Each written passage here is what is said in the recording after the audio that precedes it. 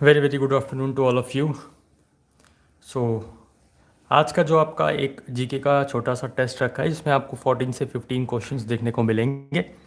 आप लोगों को देखना है कि आप लोग कितने क्वेश्चंस सही कर पा रहे हो, और ये क्वेश्चंस बहुत ही ज़्यादा इंपॉर्टेंट होने वाले हैं आप सभी के लिए। जो भी यहाँ पे आप एंट्रेंस एग्ज़ाम देने वाले हो, जिसमें जीके आ रहा है या जनरल अवेयरनेस आ रहा है या जनरल स्टडीज़ आ रहा है, हिस्ट्री, सिविक्स, जोग्राफी, इकोनॉमिक्स, ये सब आ रहा है, अलग अलग सब्जेक्ट्स दे रखे हैं, जनरल साइंस आ रहा है, तो सभी का मिक्सचर जो है यहाँ पे क्वेश्चन इकोनॉमिक्स वगैरह का हमने यहाँ पे आपके सामने रखने की कोशिश की है। ठीक है,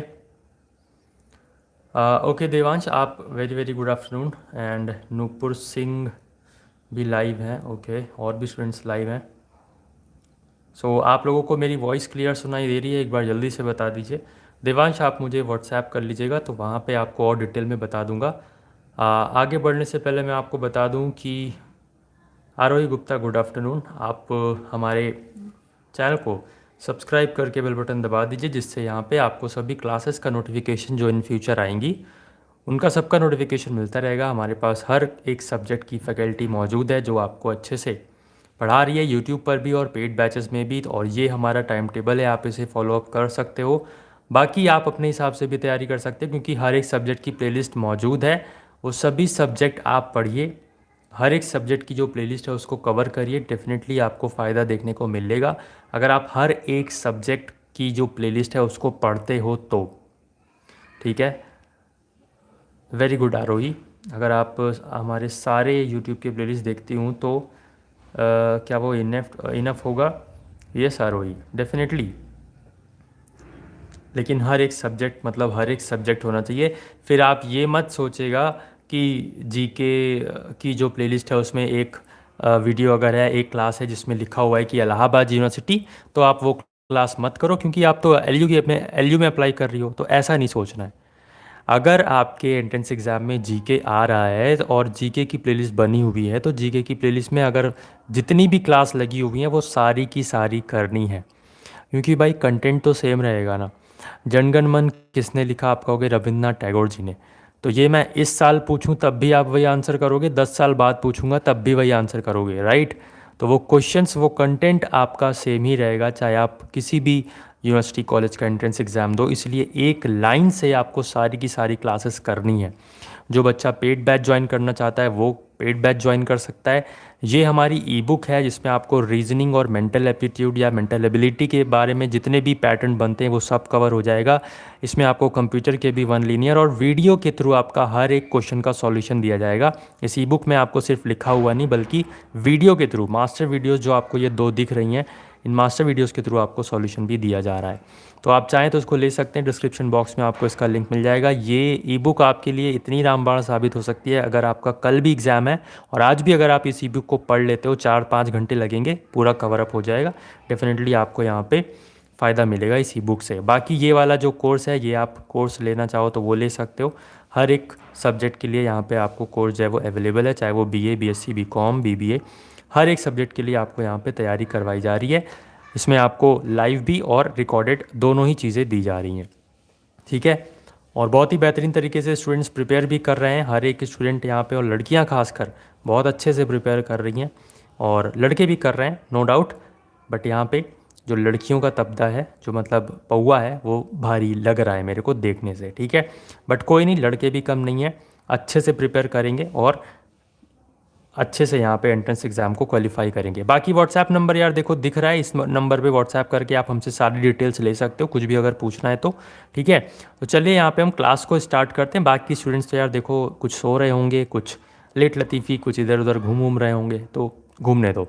जो स्टूडेंट सीरियस है, मेरे को भी वही स्टूडेंट ही चाहिए जो पढ़े, जो रिवीजन करे। फर्स्ट क्वेश्चन आपकी स्क्रीन पर है, आंसर देना शुरू करिए, देखते हैं करेक्ट आंसर कौन देता है। हिंदी में इसलिए मैंने लिखा हुआ है, नीलम बेटा याद रखना, है ना, आपके लिए स्पेशली, क्योंकि आपकी ऐसी डिमांड रहती है और कई सारे स्टूडेंट्स की ऐसी डिमांड रहती है कि हिंदी में। यार देखो इसमें नॉर्मल इंग्लिश रहती है, ज़्यादा कुछ वैसा हिंदी और इंग्लिश का है नहीं, आप बहुत ही ईजिली समझ के अपना जो है एंट्रेंस एग्जाम दे सकते हो। बहरहाल यहाँ पे हम देखें, which amendment made it mandatory for the president to give it his assent to the constitutional amendment bills.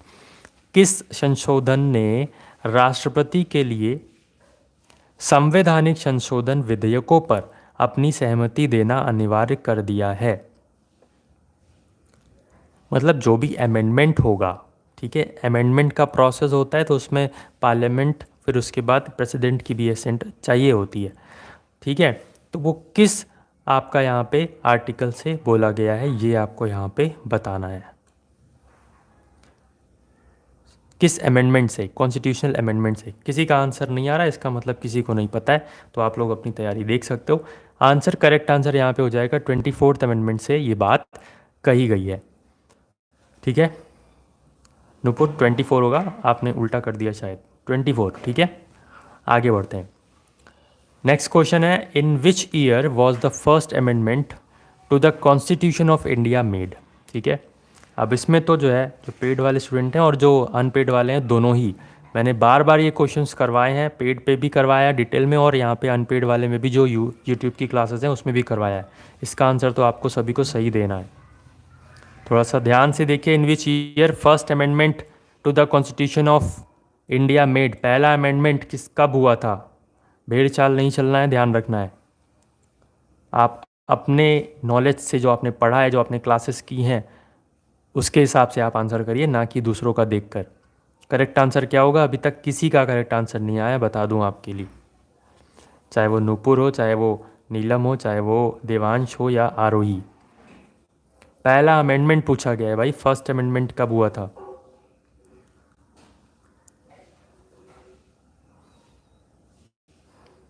एक बार सभी लोग क्लास को लाइक कर देंगे और शेयर कर देंगे अपने सभी फ्रेंड्स और कलीग्स के बीच में, जिससे वो भी यहाँ पे अच्छे से प्रिपरेशन कर पाएँ डेडिकेटेडली और रिलेवेंट कंटेंट पढ़ पाएँ। पिछले 2 साल से हम तैयारी करवाते आ रहे हैं, सिलेक्शन दिया है, सिलेक्शन दिलाएंगे, बशर्ते आप उस तरीके की मेहनत करो। हम तो कर ही रहे हैं, आपके सामने पूरा कंटेंट रख दिया है, मिठाई भी रख दी है, पेड बैच भी है और नॉन पेड भी है, ई बुक भी है, सब कुछ अवेलेबल है और सारा का सारा रिलेवेंट है, कुछ भी फालतू का नहीं है। आप एक्सपेरिमेंट करके देखो और उसका फल ना मिले, इफ़ेक्टिव रिजल्ट ना मिले, तब बताना। लेकिन आप ऐसा नहीं करना कि एक वीडियो देखिए और सोचो कि एक वीडियो में ही आपका सब कवर हो जाए, एक मॉडल पेपर देखा और सोचो सब कवर हो जाए, ये सब नहीं। सारी की सारी क्लासेस देखनी होंगी, तब फ़ायदा मिलेगा। करेक्ट आंसर इसका क्या बनेगा, ऑप्शन नंबर सी, ठीक है। कोई बात नहीं नूपुर, अब याद रखिएगा 1951 में जो लैंड रिफॉर्म्स हुए थे, पहला संशोधन हुआ था, याद रखना है, ठीक है। शेड्यूल्स में भी मैंने ये करवाया था। चलिए आगे बढ़ते हैं, 1951 इज़ द राइट आंसर। कितना स्कोर बना अभी ये बताइए, 2 क्वेश्चन अभी हमने करे हैं, 2 में से कितना स्कोर बना आपका। 0, मेरे ख्याल से तो 0 ही है। ये शनाया बेटा एक है, उसका सही आंसर आया था इसका बी, तो इसका 1 नंबर है, 0। चलिए, Nupur is very honest, very good. Honest रहना है तभी तो यार आपको पता चलेगा ना कि किस तरीके की तैयारी है, आपको कितना और पढ़ना है। रिवीजन मैं कहता हूँ तो क्यों कहता हूँ, ठीक है, तो यही रीज़न है। देखो इस क्वेश्चन का आंसर करिए आप, कि यहाँ पे लिखा है कि विच of the following words was inserted in the preamble by the constitutional amendment that is 42nd amendment 1976। निम्नलिखित में से कौन सा शब्द संविधान की प्रस्तावना में 42वें संविधान संशोधन द्वारा 1976 में जोड़ा गया। तो वो कौन से वर्ड्स हैं जो कि यहाँ पे, या कॉन्सेप्ट है जो यहाँ पे प्रियम्बल में जोड़ा गया था 42nd अमेंडमेंट 1976 से। तो पहला क्वेश्चन तो आपका यही बन गया, देखो कि 42nd अमेंडमेंट कब हुआ था, तो आप कहोगे 1976 में, ठीक है। इसमें आपके 3 वर्ड्स जोड़े गए थे, ठीक है। फर्स्ट इज सोशलिस्ट, दूसरा है सेक्युलर और तीसरा है इंटेग्रिटी, ठीक है। आप लोग आंसर नहीं कर रहे हो, मैं क्या इसका मतलब समझूं कि आपको आता नहीं है या आपका नेट स्लो है। इसका यहाँ पे करेक्ट आंसर बनेगा option number D, that is socialist, यहाँ पे करेक्ट आंसर बनेगा। 42nd अमेंडमेंट 1976 के द्वारा हमने 3 कॉन्सेप्ट्स को ऐड किया था। पहला था आपका ये सोशलिस्ट, दूसरा था आपका सेक्युलर और तीसरा था आपका इंटेग्रिटी, दैट इज़ अखंडता जिसे हम बोलते हैं हिंदी में, ठीक है। तो याद रखना है, ओके ओके, कोई बात नहीं नूपुर, आपकी नेट प्रॉब्लम है क्या, सबकी नेट प्रॉब्लम है। आगे बढ़ते हैं, डी यहाँ पे करेक्ट आंसर बनेगा। Next question, planned economic development in India began in dash with the inception of the first 5 year plan। तो नॉर्मली अगर आपको फर्स्ट 5 ईयर प्लान का जो ईयर है वो भी याद है ना, तब भी आप यहाँ पे आंसर कर पाओगे। इसे बताना है आपको कि प्लान्ड इकोनॉमिक डेवलपमेंट मतलब भारत में नियोजित आर्थिक विकास प्रथम पंचवर्षीय योजना की शुरुआत के साथ में हुआ था। तो प्रथम पंचवर्षीय योजना जो थी वो कब आई थी? 1951, 1956, 1948 या फिर 1958?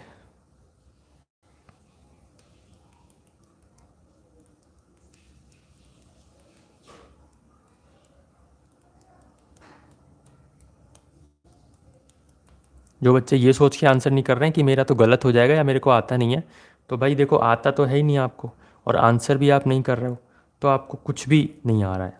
अगर आप आंसर करोगे और उसके बाद में अगर आपको सही आंसर पता चलेगा तो वो आंसर आपको ज़्यादा देर तक याद रहेगा और रिमेंबर रहेगा, फिर आप गलती नहीं करोगे। तो गलती करो बट यहाँ से सीखो, ये आपके अंदर एक एटीट्यूड होना चाहिए, ठीक है, कि हम गलती करेंगे, पार्टिसिपेट करेंगे, लेकिन उस गलती अगर हुई है कोई तो हम उसको सीखेंगे और आगे आइंदा से फिर हम सही आंसर करेंगे अपने एंट्रेंस एग्ज़ाम में। और मैंने हर बार बोला है कि सारी की सारी सब्जेक्ट की प्लेलिस्ट अवेलेबल है, उनको आप घोल के पी डालिए और हर एक क्लास को रट डालिए, रिवीजन करते रहिए। तो यहाँ पे नूपुर का सही आंसर है 1951, ठीक है, very good, Nupur is right. बाकी कोई बात नहीं, नीलम, आरोही, शनाया, याद रखना बेटा, अब 1951 यहाँ पे करेक्ट आंसर बनेगा। फर्स्ट 5 ईयर प्लान हमारा 1951 में आया था। अच्छा, हमने किस कंट्री से ये 5 ईयर का प्लान जो है वो कॉपी किया था या फिर हमने कॉन्सेप्ट लिया था? किस कंट्री से हमने 5 ईयर प्लान का जो कॉन्सेप्ट है वो लिया था, ये आपको पता है क्या? अगर पता है तो कमेंट बॉक्स में अभी बताओ। हम नेक्स्ट क्वेश्चन पे चलते हैं। In economic IPO stands for, अर्थशास्त्र में IPO का मतलब क्या होता है? स्टॉक मार्केट में हमेशा कोई भी स्टॉक आता है तो उसके बाद सबसे पहले उसका IPO आता है। तो वो IPO यहाँ पे आपको बताना उसका फुल फॉर्म क्या है। ऑप्शंस आपकी स्क्रीन पर है। Inclusive property offer, initial public offering, indented performance objective या फिर इन्वेंटरी परफॉर्मेंस आउटपुट। IPO का फुल फॉर्म यहाँ पे आपसे पूछा जा रहा है। और जो भी बच्चे यहाँ पे अगर पेड बैच या पेड क्लासेस ज्वाइन करना चाहते हैं तो ये इस नंबर पे व्हाट्सएप कर सकते हैं। डिस्क्रिप्शन बॉक्स में भी आपको चीज़ें जो है वो दी हुई हैं। यहाँ पे आप देख सकते हैं ये व्हाट्सएप नंबर दिया हुआ है, तो यहाँ से आप हमसे डायरेक्टली बात कर सकते हैं। और कोई भी अदर मीडियम नहीं है, सिर्फ और सिर्फ यही एक मीडियम है। फ्रॉड के चक्कर में मत पड़िएगा, क्योंकि मार्केट में बहुत सारे फ्रॉडर्स भी घूम रहे हैं भाई, ध्यान रखना है। नूपुर सिंह का आंसर है ए। ओके, नूपुर सिंह ने आंसर दिया है ए, सिर्फ और सिर्फ। और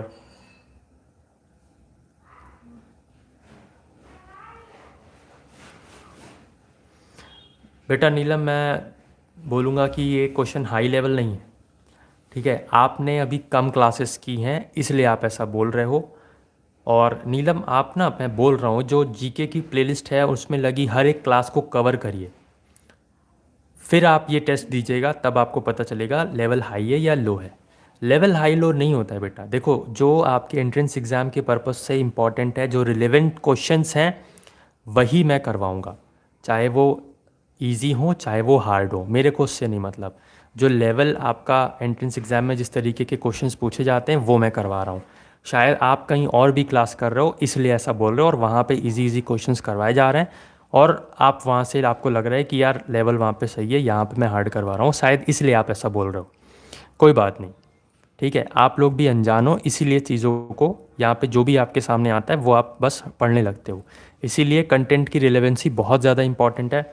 मेरे को नहीं मतलब आप चाहे जहाँ से पढ़ो, बट यहाँ पे जो आपको तैयारी करवाई जा रही है वो आपके पूरा एंट्रेंस एग्ज़ाम पर फोकस्ड स्टडी ही करवाई जा रही है। कितने सारे क्वेश्चंस होते हैं उसमें से छांट के लाना, ये क्वेश्चंस मेहनत की है तब ये लाया हूँ क्वेश्चन, ठीक है। तो ऐसा नहीं है कि आप सोच रहे हो कि हार्ड या लेवल हार्ड है या ऐसा कुछ, ठीक है। तो नीलम बेटा आप पहले स्टडी करो, ठीक है, अभी शायद आपने ज़्यादा पढ़ा नहीं है इसलिए आप ऐसा बोल रहे हो, ओके। अदरवाइज़ यहाँ पे आपको एंट्रेंस एग्जाम में दिखेगा कि किस तरीके से क्वेश्चंस आते हैं। और ये हार्ड नहीं है। एक्चुअली होता है क्या, जब हमने पहले क्वेश्चंस देखे नहीं होते हैं या हमको पता ही नहीं है पैटर्न की कैसा आएगा, तो फिर वो क्वेश्चन अगर पहली बार आएगा तो वो हार्ड लगेगा। बट इन केस आपने अब पढ़ लिया है, अब यही क्वेश्चन अगर मैं दोबारा पूछूंगा तो क्या आपको हार्ड लगेगा? नीलम बेटा आप आंसर करो मेरे को, ठीक है। और ये बात सिर्फ नीलम के लिए नहीं है, ये बात सभी के लिए है, जितने भी स्टूडेंट्स देख रहे हैं सभी के लिए ही है, ठीक है। यहाँ पे आपको जो भी पढ़ाया जाएगा वो सिर्फ और सिर्फ एंट्रेंस एग्जाम के पर्पस से ही पढ़ाया जाएगा। हार्ड और टफ हम नहीं देखेंगे, हार्ड और इजी नहीं देखेंगे। हम इजी इजी क्वेश्चंस देखकर अपने व्यूज़ नहीं बढ़वाएंगे या अपने को आपको वो हम नहीं करेंगे कि हाँ भाई देखो बहुत इजी क्वेश्चंस आते हैं और सब लोग कर लोगे, बस देखते रहो वीडियोस, ये नहीं करेंगे। लेवल हम वही रखेंगे, क्वेश्चंस हम वही रखेंगे जो आपके एंट्रेंस पर्पस से इंपॉर्टेंट है। बार बार कहता हूँ और यही ही कहूँगा, क्योंकि मेरे को पता है कि किस तरीके से हम यहाँ पे क्लासेस को बनाते हैं, ठीक है। शनाया आपको आइडिया भी हो जाएगा, प्रीवियस ईयर क्वेश्चंस भी आप देखिए हमारे प्लेलिस्ट में एडेड है, ठीक है। तो यहाँ पे हम आईपीओ का आंसर देखें फिलहाल के लिए, तो इनिशियल पब्लिक ऑफरिंग इसका यहाँ पे आंसर होता है, ठीक है। ये इकोनॉमिक का बहुत ही बेसिक सा क्वेश्चन है। जब भी कोई स्टॉक मार्केट में एंटर करने वाला होता है तो पहले वो अपना आईपीओ लॉन्च करता है, ठीक है, याद रखना है। आगे बढ़ते हैं। नेक्स्ट क्वेश्चन है, Atal tinkering labs is an initiative of which of the following. Atal tinkering lab जो है वो किस संस्था से रिलेटेड है, किस इंस्टीट्यूशन से रिलेटेड है, यहाँ पे आपको बताना है, ठीक है। वेरी गुड शनाया, यही एटीट्यूड होना चाहिए हर एक बच्चे का। कोई बात नहीं बेटा, वो नीलम को भी थोड़ा बहुत कन्फ्यूजन होता है कि यार क्या इतने हार्ड क्वेश्चंस आएंगे या इतने इजी क्वेश्चंस आएंगे, तो ज़रूरी है आपको अवेयर रहना, ठीक है। को एग्जामिनर आपको बता के नहीं देगा, राइट, वो टफ और इजी क्वेश्चंस दोनों का ही मिक्सचर देता है, ठीक है। नुपुर आंसर कर रही है नीति आयोग। सर ऐसे ही क्वेश्चंस आते हैं एलयू एंट्रेंस एग्जाम में बेटा। अब देवांश एक ही वीडियो से आप अंदाज़ा नहीं लगा सकते, ठीक है। हमने हर एक तरह का क्वेश्चंस करवा रखे हैं, ठीक है। इसीलिए कह रहा हूँ प्लेलिस्ट को मस्ट है कवर करना। यहाँ पे करेक्ट आंसर नुपुर का तो है ही है, देवांश का भी है, वेरी गुड। अटल टिंकरिंग लैब्स जो है वो आपका नीति आयोग से रिलेटेड है। जल्दी से इसका फुल फॉर्म छाप दो सब लोग। नीलम बेटा याद रखना, नीति आयोग करेक्ट आंसर होगा, आरोही वेरी गुड, ठीक है। इसका फुल फॉर्म छाप दो सब लोग जरा एक बार। नीति का फुल फॉर्म क्या होता है? NITI। कई बार आपसे पूछेगा कि नीति आयोग में जो इसका फुल फॉर्म होता है इसमें टी क्या बताता है? टी फॉर क्या?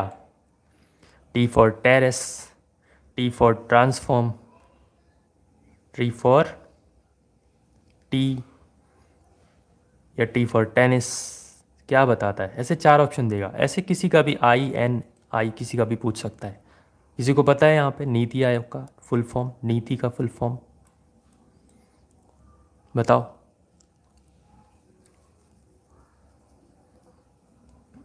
नुपुर, देवांश, अरे तो बताओ ना नुपुर।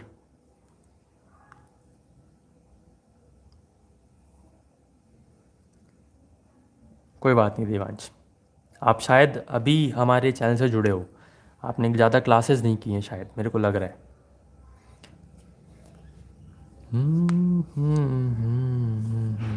अच्छा वेट सर, अच्छा ठीक है नुपुर बेटा वेट कर रहे हैं, बताओ।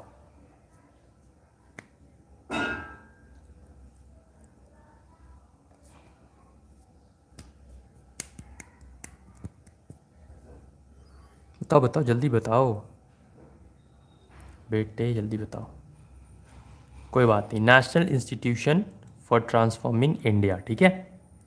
Very good Nupur, Nupur very good very good very good बच्चा, ठीक है। हेलो अंशु, क्लास करिए, ठीक है। तो यहाँ पे याद रखेंगे national institution for transforming India full form होता है, टी फॉर ट्रांसफॉर्मिंग होगा, ठीक है। Nupur very good. ये क्वेश्चन है आपके सामने, which central agency is responsible for the regulation of stock market in India. बहुत ज़्यादा रिलेवेंट क्वेश्चंस हैं भाई मेरे हिसाब से, पिछले 2 साल से प्रिपरेशन करवाते आ रहे हैं और सिलेक्शंस दिया है, सिलेक्शन दिलाएंगे, बट बशर्ते आप मेहनत करो, मेहनत करो, हर एक क्लास को रिवीजन करो, फिर आप जाना एंट्रेंस एग्ज़ाम में फिर बताना भाई, ठीक है। बट मेहनत तो करनी पड़ेगी, ठीक है। ये वही ही क्वेश्चंस हैं, हम वही ही हैं जिन्होंने टॉप 10 में स्टूडेंट्स निकाले हैं नेशनल PG का, ठीक है। टॉप 20 में भी स्टूडेंट, टॉप 15 या टॉप 15 में या टॉप 16 में ऐसे स्टूडेंट्स आए थे। बीए में आयरिश नाम की एक लड़की थी, ठीक है। बहरहाल मैं फ्यूचर पास की बात क्यों ही करूँ, अब तो आगे देखना है ना। तो आप लोगों को मेहनत करना है और भाई रैंक लाना है। अब सिलेक्शन से काम नहीं चलेगा, रैंक लाना है, ठीक है।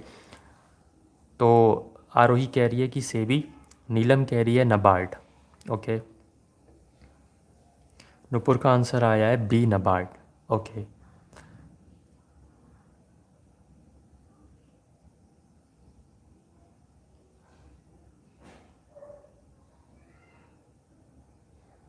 ओके, देवांश बी कह रहा है और शनाया भी डी कह रही है। तो बेटा यहाँ पे सही आंसर तो शनाया का है और आरोही का भी सही आंसर है। आरोही और Shanaya, very good. D option सही होगा ना बेटा। स्टॉक मार्केट की जब भी बात आएगी तो किससे रिलेटेड है स्टॉक मार्केट? से भी। स्टॉक मार्केट को जो भी मतलब रूल्स एंड रेगुलेशंस जो होते हैं ना, वो ये सेबी ही एक इंस्टीट्यूशन है जो यहाँ पे स्टॉक मार्केट से रिलेटेड सारी चीज़ें देखती है।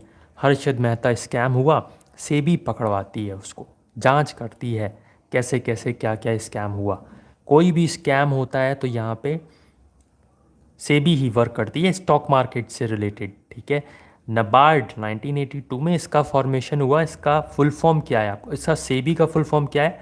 Securities and exchange board of India, okay Nupur, securities and exchange board of India, okay.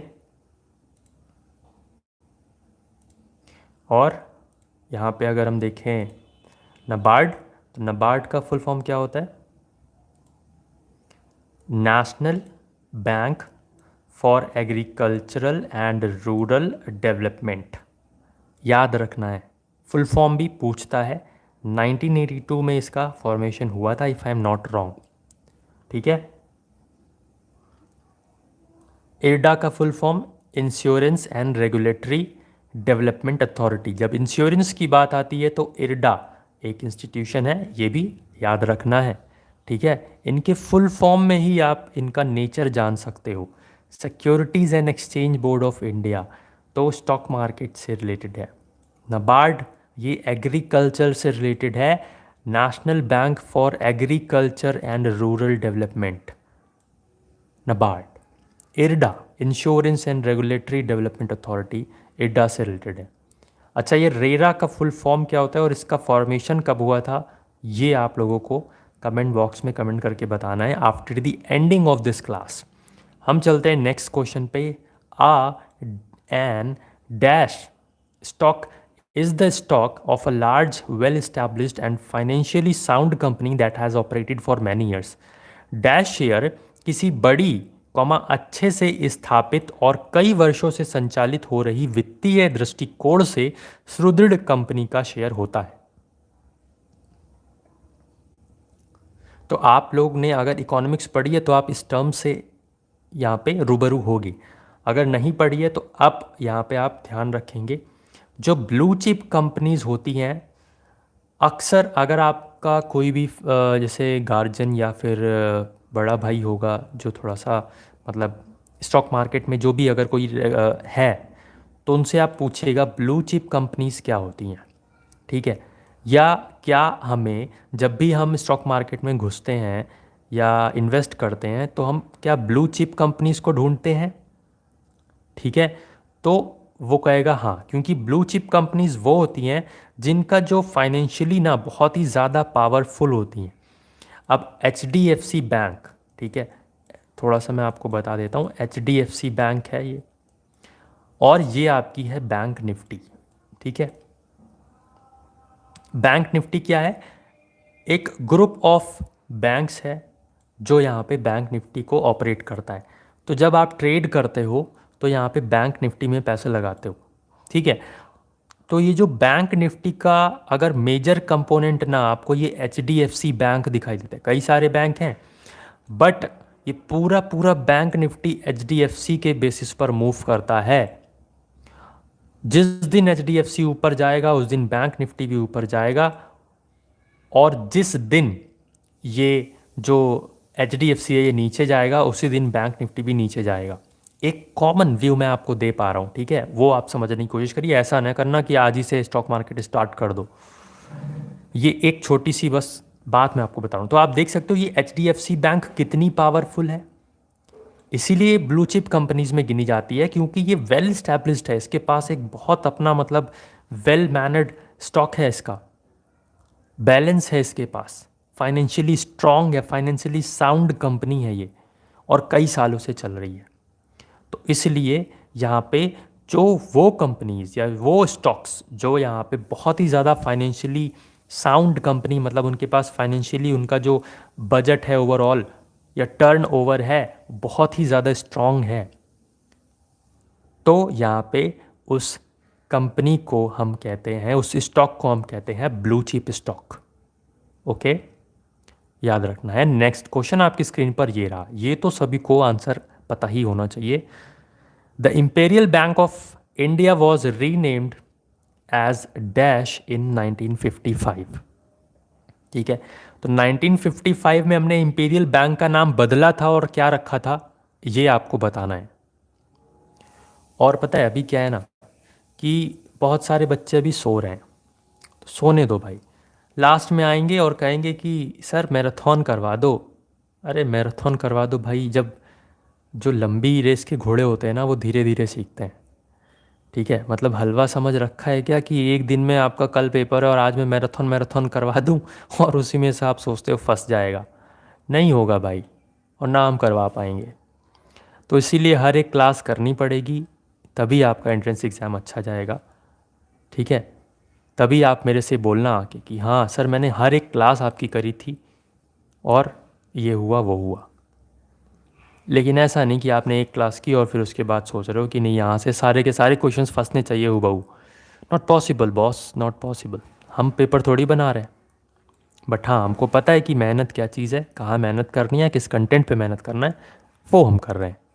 क्या आएगा क्या नहीं आएगा वो हमें नहीं पता, इसलिए ईजी वाला जो है वो भी, हार्ड वाला जो है वो भी, मीडियम वाला जो है वो भी, जो पैटर्न है आपका वो फॉलो कर रहे हैं। जो हमने पिछले 2 साल में देखा है किस तरीके से एंट्रेंस एग्जाम में क्वेश्चंस पूछे जा रहे हैं, बच्चों ने बताए, हमने प्रिपरेशन करवाया है, उस सब के बेसिस पर पूरा निचोड़ कंक्लूजन आपके सामने क्लासेस रखी जा रही हैं। भरोसा करना ना करना आपकी मन मर्जी है। जब एंट्रेंस एग्ज़ाम दोगे, हम भी उस दिन रिव्यू करेंगे चीज़ों को, तो आपके सामने चीज़ें होंगी। तो मेक श्योर आप अगर क्लास कर रहे हैं तो हर एक क्लास करें, अदरवाइज़ कोई फ़ायदा नहीं है। आप सोचो कि एक क्लास से सब फंस जाएगा, नहीं हो पाएगा। इस क्वेश्चन का आंसर किसी ने दिया क्या? नूपुर ने दिया है, ऑप्शन डी बोल रही हैं। ओके बेटा, करवाया था ये कि सेंट्रल, ये जो इंपीरियल बैंक ऑफ इंडिया है इसको हम क्या कहते हैं, स्टेट बैंक ऑफ इंडिया जो है ना SBI, इसको पहले हम इंपीरियल बैंक के नाम से जानते थे, बट 1955 में इसका नाम चेंज हो गया और इसका नाम क्या रखा गया, स्टेट बैंक ऑफ इंडिया। पहले हम इसको इंपीरियल बैंक बोलते थे, ठीक है, याद रखना है। ओके, आगे बढ़ते हैं। नेक्स्ट क्वेश्चन है इसमें, who among the following was not a governor of the reserve bank of India. इनमें से आपके जो 4 ऑप्शंस दिए हैं वो कौन सा एक व्यक्ति, एक पर्सन है जो RBI का गवर्नर नहीं रहा है, यहाँ पे आपको ये बताना है। तो बताएंगे आंसर क्या होता है। जो बच्चे, जो स्टूडेंट्स नए हैं, पहली बार क्लास देख रहे हैं, तो मेक श्योर आप फैमिली को सब्सक्राइब कर सकते हो और बेल बटन दबा सकते हो अगर आपको पढ़ना है तो, अगर आपको एंट्रेंस की प्रिपरेशन करनी है तो। और समय समय पर हम अपडेट्स भी देते रहते हैं LU के रिगार्डिंग, अदर कॉलेजेस के रिगार्डिंग, तो वो भी आपको यहाँ पे मिलते रहेगा। क्लास ख़त्म होने के बाद में आपको अगर किसी भी सब्जेक्ट पे अच्छा या किसी पर्टिकुलर टॉपिक पर अगर आपको क्वेश्चंस चाहिए तो वो भी ज़रूर बताइएगा, जिससे हम नेक्स्ट जो क्लास होगी तो उसमें उसी टॉपिक के क्वेश्चंस लेकर आएंगे, उसी सब्जेक्ट के। ठीक है, तो यहाँ पे नूपुर आंसर कर रही है B ऑप्शन और आशुतोष भी B ऑप्शन कर रहे हैं। तो यहाँ पे करेक्ट आंसर आपका बनेगा MS गिल जो है वो यहाँ पे करेक्ट आंसर बन रहा है। ठीक है, आप लोग यहाँ पे ऑप्शन B कह रहे हो मनमोहन सिंह, तो मेरे को इस क्वेश्चन पे डाउट हो रहा है, तो कोई नहीं, मैं आपको ये जो है ये क्वेश्चन एक बार रीचेक कर लूँगा तब बताऊँगा। ठीक है, इस क्वेश्चन को हम होल्ड पे रखते हैं। ठीक है, फिलहाल के लिए MS गिल आंसर है। मैं जो है कमेंट कर दूंगा जो भी सही आंसर होगा, या डिस्क्रिप्शन में चेक कर लेना क्लास ख़त्म होने के बाद। अच्छा, थोड़ा सा यहाँ पे 2 मिनट के लिए बफ़र होगा, नेट मैं स्विच कर रहा हूँ इसलिए बफ़र होगा। बट क्लास फिर उसके बाद कंटिन्यू होगी, ठीक है। थोड़ा सा बफर हो सकता है, ध्यान देंगे। कट करने के बाद फिर से आप लोग ज्वाइन कर लीजिएगा।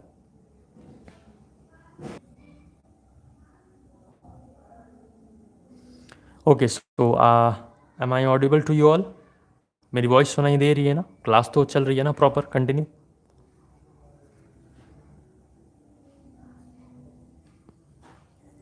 एक बार ज़रा मेरे को बताइए। ओके, ठीक है, वेरी गुड। नेक्स्ट क्वेश्चन है आपका, which of the following is the first port in India to become a public company? पहला पोर्ट जो पब्लिक कंपनी बन गई थी।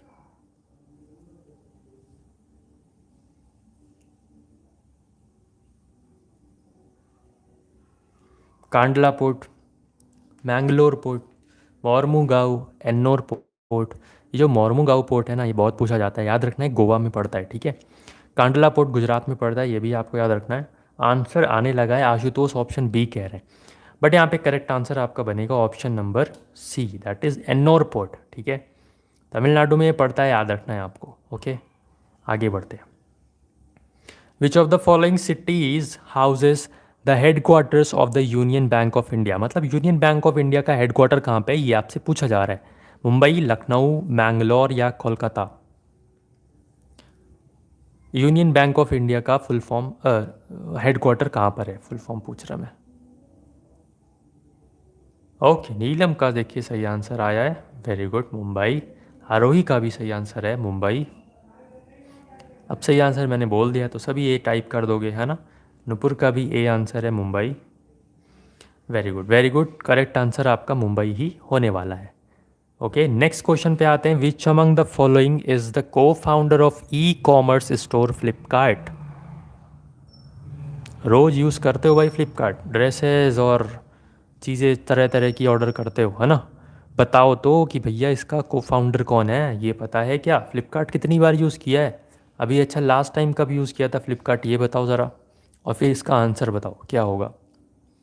कल ही परसों यूज़ किया होगा या अभी यूज़ किया है सुबह? Nupur, Devansh, okay, A option बोल रहे हो इस क्वेश्चन का।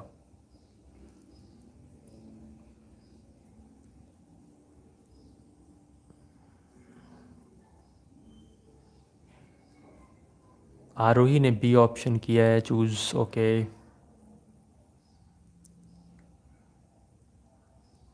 और कोई करेगा क्या? और कोई आंसर करेगा? पता नहीं सर, कंफ्यूज हूँ, कोई बात नहीं नुपुर। बिन्नी बंसल, ठीक है, बिन्नी, वेरी गुड नीलम, क्या बात है नीलम, आपका तो सही आंसर है ना। तो देखो, ये आपको पता है ना, इसलिए आपको लग रहा होगा कि इट्स ईजी, ठीक है। तो नीलम ध्यान रखना बात मेरी, ठीक है। बाकी अब पढ़िए, अच्छे से पढ़िए, देखिएगा रिजल्ट आपको मिलेगा। और नीलम, आप पढ़ने वाली बच्ची हो, मेरे को पता है। तो देवांश भी यहाँ पे C option, very good. Binny Bansal आप याद रखना, ठीक है, बिन्नी बंसल। देखो बंसल लिखा है ना, बिन्नी बंसल, बिन्नी बंसल ऐसे याद रखना। को फाउंडर है ई कॉमर्स जो आपकी साइट है, स्टोर है, फ्लिपकार्ट। नेक्स्ट क्वेश्चन है, बढ़ती का नाम जिंदगी। आपने अक्सर ये ऐड देखा होगा, ऐड देखा होगा आपने कि कोई किसी बैंक का ऐड आता है तो वहाँ पे आपसे बोला जाता है कि बढ़ती का नाम जिंदगी, जिंदगी। तो ये किस बैंक का ऐड है ये टैग लाइन जो है वो किस बैंक की है भाई, बताओ ज़रा। Syndicate Bank, Axis Bank, Corporation Bank, Indian Bank, कौन सा बैंक? नुपुर कह रही है option B, Axis, okay. And और बताइए। आरोही का भी बी ऑप्शन है, नीलम का भी बी ऑप्शन है, वेरी गुड। बढ़ती का नाम जिंदगी है, अच्छी बात है। बहुत चार्जेस होते हैं भाई यहाँ पे। आशुतोष का भी यहाँ पे बी ऑप्शन है, very good, axis bank is the correct answer for this question. Devansh